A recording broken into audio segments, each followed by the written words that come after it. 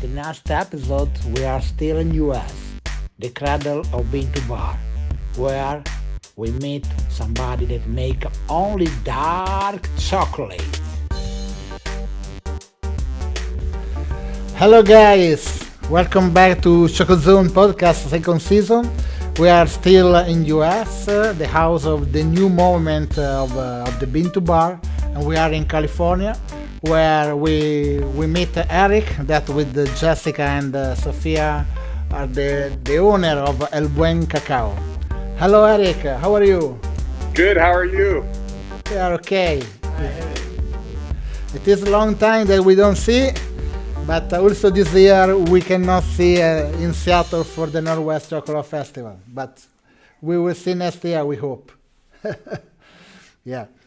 So welcome to our podcast. Like always, for our guest, I ask to you to explain to us where El Buen Cacao is located, how long you have been making chocolate. So a little presentation, please. Okay. So, El Buen Cacao is in the mountains in Southern California in a place called Idlewild. It's right above Palm Springs and Palm Desert, probably about 45 minutes from there. We're about 5,600 feet up. We get snow. Right now it's really starting to get cold. It's about 39 degrees in the morning. Oh, wow. Wow. So people like chocolate. So they need to eat chocolate. It is a good place. Yeah, it's a good time for hot chocolates and I know that your business, chocolate business, started more as a hobby than as a real job. Okay, can you tell us something about what was behind? I mean, what was before your knowledge about chocolate, and how did you get that?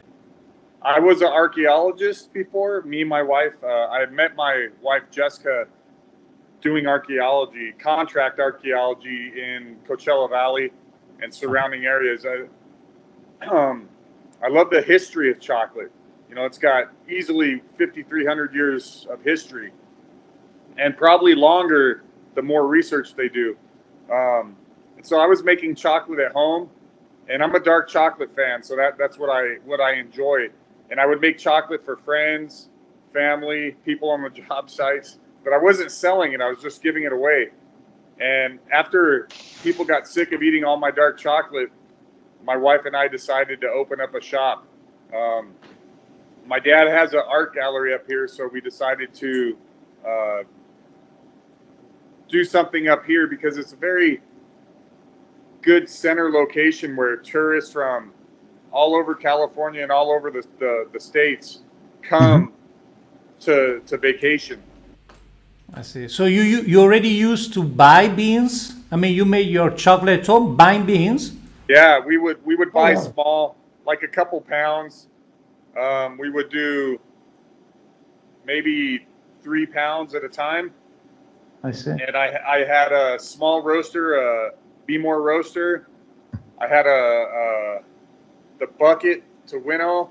I would use a pan to throw the beans in the air and a hair dryer. But how it happened? How it happened? I mean, one day you woke up in the morning and say, "Well, I want to make chocolate now, and I'm going to buy some cocoa beans." I mean, it's not something that it's very, easy to get. No, it definitely wasn't easy. I've always wanted to have my own business, and I don't know why, because I must have been crazy, So I ended up looking online and doing research, and we went up to San Francisco to Ghirardelli's and other places to just kind of see how to make stuff. I like to make things. How long time? How many years ago you started? Close to 10 years. Yeah. Wow. Yeah. But we opened our shop. Our shop's been open almost 6 years now. Okay. So I was just doing it as a hobby. Originally I wanted to start as a business, but I kept procrastinating. Okay. It's kind of difficult to quit your job and just start something new. And how many tons you were used to produce when it was just an hobby in your home? Uh, maybe a couple pounds at a time. Okay. It wasn't very much, and I would do these long bars, and I'd wrap them and just put them in a container. And we lived in the desert, so Okay. we were always worried about them melting. And Yeah. but it was okay. They worked out. Yeah. So you started at home and then you grow with a real factory. What has been the most difficult thing to start? To think about to lose the old job and to be sure that in the evening when you see your wife you say, oh, I have done the right thing. Now you can say because it is 10 years. So, but what was the most difficult thing that scare you, that give to you a lot of troubles before to do this big jump? And another thing that I want to know, if you have a suggestion to give it to somebody that want to start today, what they have not to do. Sure. So there was a lot of worries in the beginning. Obviously, financial. You know, you quit a job, that's your source of income, and then you just jump into something. When we first started, we were located in the same mountain town, but we were in the back of a place called the Village Lane. It was really quaint, really cute, but it didn't get a lot of traffic. So originally, people would tell me, Eric, you're not going to make it unless you're open during the weekdays. And that originally, I was still working, so I would only open Saturday and Sunday, and I would make chocolate, say Monday, let the beans grind for a couple days, come back up, take it out, make bars, and then open on the weekend. So when somebody told me, hey, you're not going to make it unless you're open every day, or at least open during the weekdays, it got inside my head. And so I thought, oh man, I better open up or I'm not going to make it. So when I was working at a job in Palm Springs, a big construction site, and as soon as the job was done, I came up full time. But it was so slow. Some days maybe 3-4 people max. And so I thought, uh-oh, I might have made a mistake. Anxiety. Yeah, big time. And so I just kept at it, and people kept coming. More traffic. The weekend started doubling and doubling and doubling. And then it got to be more sustainable, but it's still stressful because cocoa beans are expensive, machinery is expensive. So originally, we opened up with very minimal stuff. We didn't have a display case for anything. We were making hot chocolates, selling chocolate bars, and then eventually we started doing truffles slowly, but we had nowhere to put them. So we had a glass, almost like a cake container, and we put the truffles in there, and they'd have to sell out that day or they'd go bad. So we eventually bought a display case, and then we put all our bars in there, and it was very interesting. The first summer, we didn't realize how hot it got up here. And so what we did is we have all our chocolate bars on shelves. And I was giving one to a customer. They said, oh, I want this one. So I give it to the customer, and as I'm giving it to them, I could see that it had a cocoa bloom. Badly. And I looked at it like, uh-oh. And so I had to redo all those bars, and we started putting them in large containers in the fridge so that they wouldn't fail. And that's when we ended up buying a display case, so we wouldn't have to. I would take a box, run back to the fridge, throw the bar in the box, and give it to the customer. So that was when I decided we need a lot of things, and so we got a display case and then a large grinder eventually, and it just went from there. But if I could give advice to somebody starting in this field new, I would say maybe have your ducks in a row first before you open up. Um, it would give you more sense of less stress. You'd be more Yeah. grounded because we started with very little, and it took But us quite a bit. do you remember the very moments when the worries just went down and you could feel a little relaxed or a little confident, let's say? When the weekends, when we started getting a lot more customers, we realized like, hey, maybe we're doing a good thing here. And we've always been pretty strict at what type of chocolate we do. It's with exception, we did a white chocolate. I haven't done it for a while, but it was a vegan uh, white chocolate with coconut milk, coconut sugar, and we put cocoa nibs in it. This is a big seller because all our chocolate's dark. So for those that didn't want dark chocolate, they would do that. Yeah.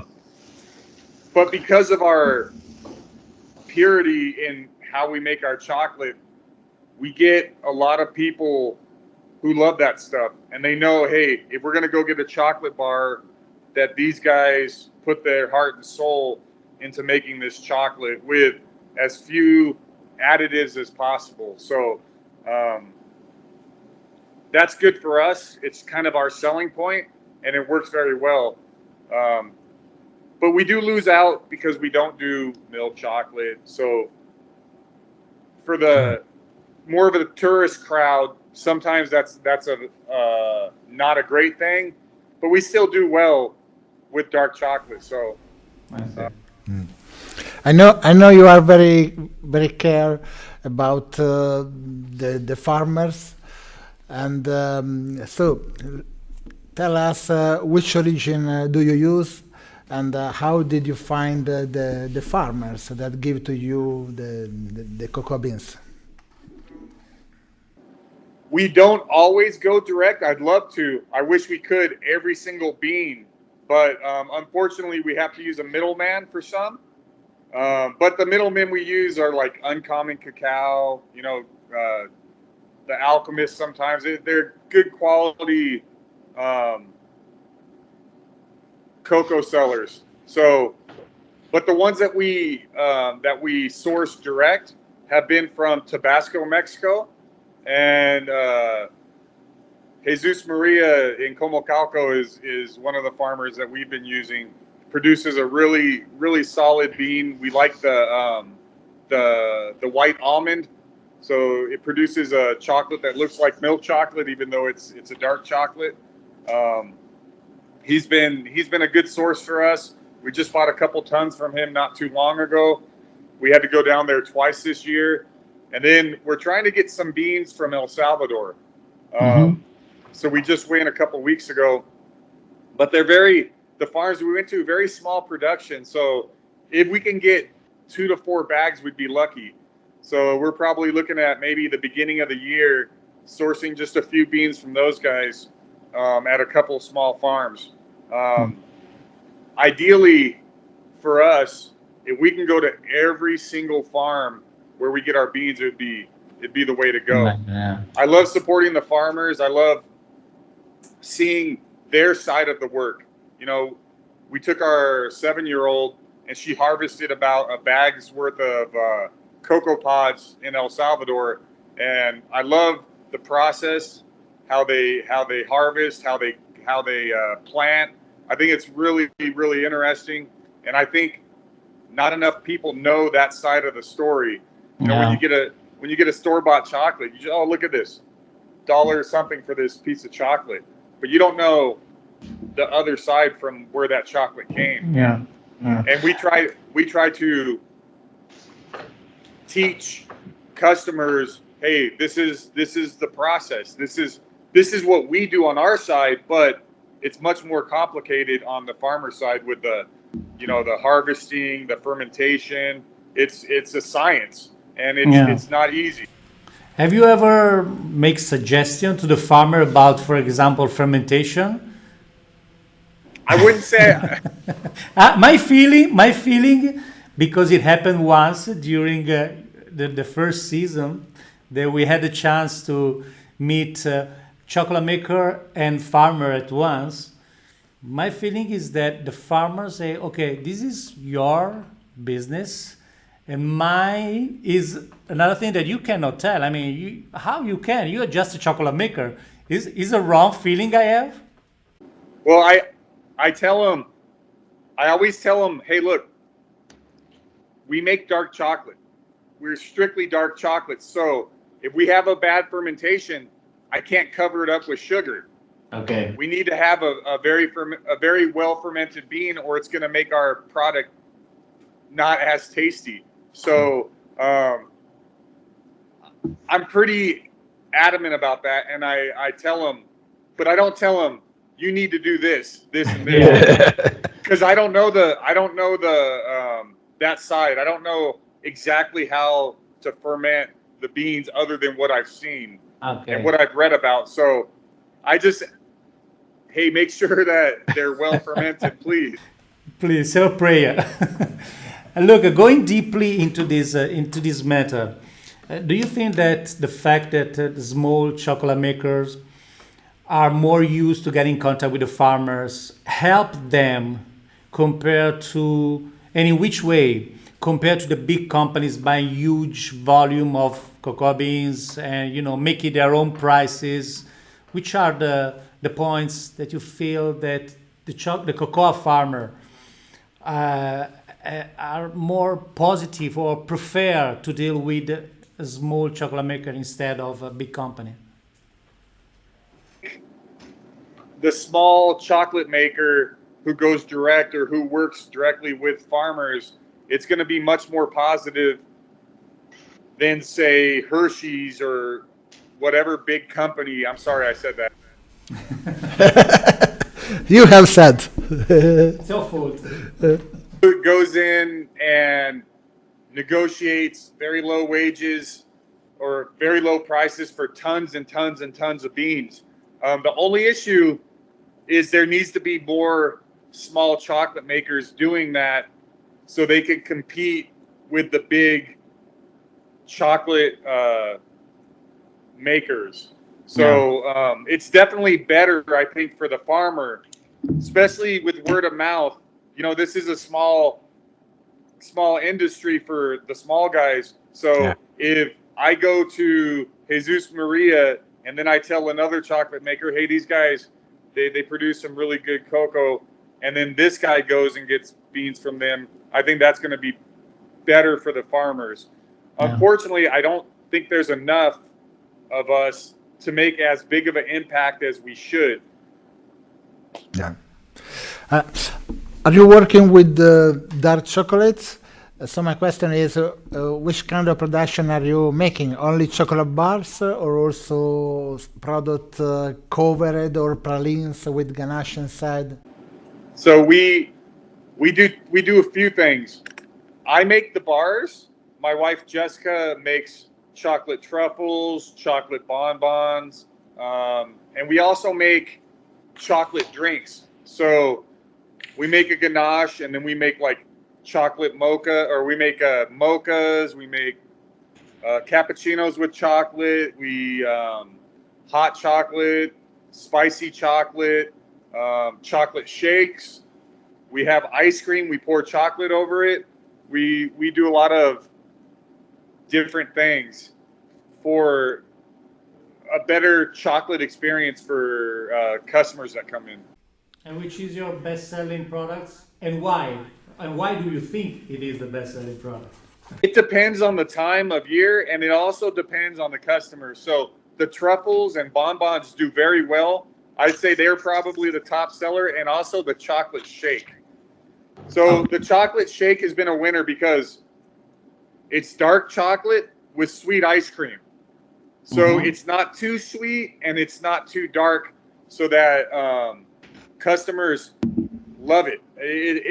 That's probably one of our best sellers. Any kind of customer, or did you notice, I don't know, that maybe the children prefer something, the different, different kind of taste?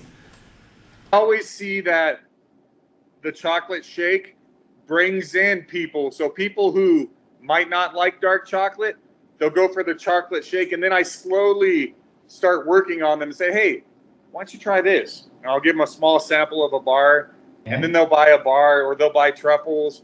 But I think the chocolate shake has been a good introduction into what we do, even though honestly we didn't want to do it. It was it was something that we did because the first summer was so hot that we didn't think we were going to make it. So we had a iced chocolate, almost like a chocolate milk. We would make a hot chocolate and cool it over ice. It did really well, but it wasn't enough to bring customers in. So we started doing our chocolate shake, and our chocolate shake from day one has been a winning product. It's like white chocolate. Nobody wants to do it, but you have to do it. I know. I haven't done it for such a long time because I had issues with the coconut sugar having moisture, so it would the melange it would start becoming it would seize, and so I had about 6 to 8 big batches just have issues with seizing. So I haven't done it. I need to dehydrate the sugar, or I need to put it in the oven and heat it at low temperature. So but it doesn't always work. I mean, put in the oven the coconut sugar, isn't it? It's not always. I mean, you can dry a little. What I could do is maybe just use organic cane sugar instead of coconut sugar, and I'll probably be okay. I just don't want to do it. It's frustrating. So I also do a chocolate bar with ghost pepper. The chocolate bar with ghost pepper, I don't put a lot in, but it's very strong. You can taste the chocolate, and then the heat, it just builds and builds. I can't stop doing that because there's some people, that's the only thing they buy is the ghost pepper chocolate. Wow. So I've been doing that since we opened, and it's still going. So Erik, in our podcast we talk a lot with the chocolate makers, the bean to bar chocolate makers, the chocolate crafters. Help us and to the people that see our podcast, why the people have to prefer a craft chocolate bar instead than a commercial chocolate that they can find in any supermarket at less than $1 sometimes. Sure. I would say the first thing is it's going to be better quality. Even a bad craft chocolate bar, in my opinion, is better than a store-bought. It's my opinion as well. Industrial bar. Also, the farmers tend to get higher wages because you're paying a lot more for the cocoa beans. In West Africa, a lot of farms, $2,500 for a metric ton? I can't pay half a ton for that price. So to me, farmers need to get paid no matter what, or there would be no chocolate. But it's also you could taste the quality in craft chocolate. Craft chocolate makers spend a lot of time making chocolate, perfecting it.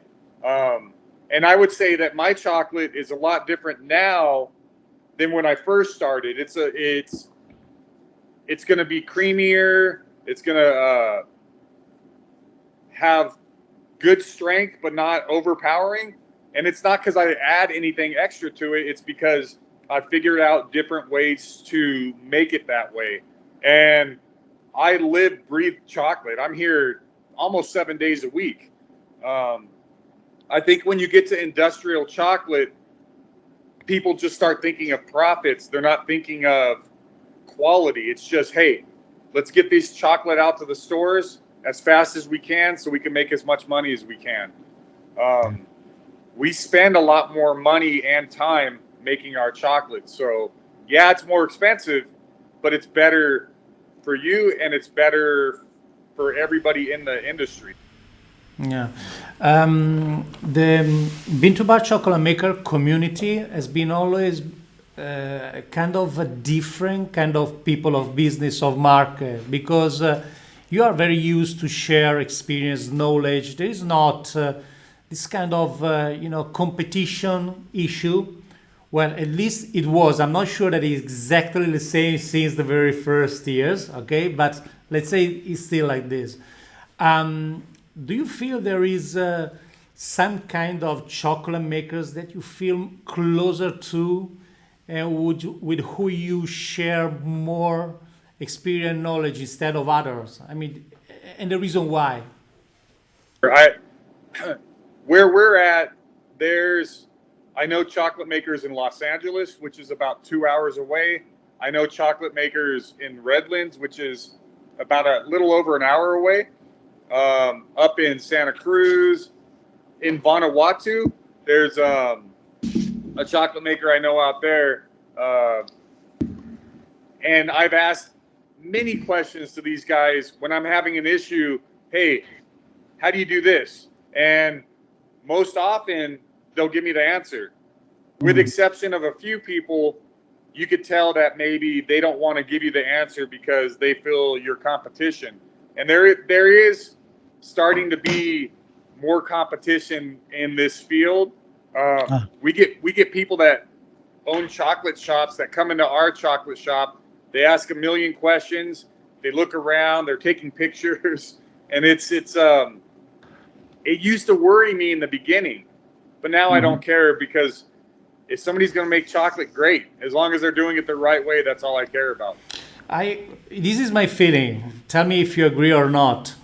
As far as you consider the bean to bar community as a separated part of the chocolate world, okay, you can feel you have competitor by the chocolate makers, okay, the bean to bar chocolate maker.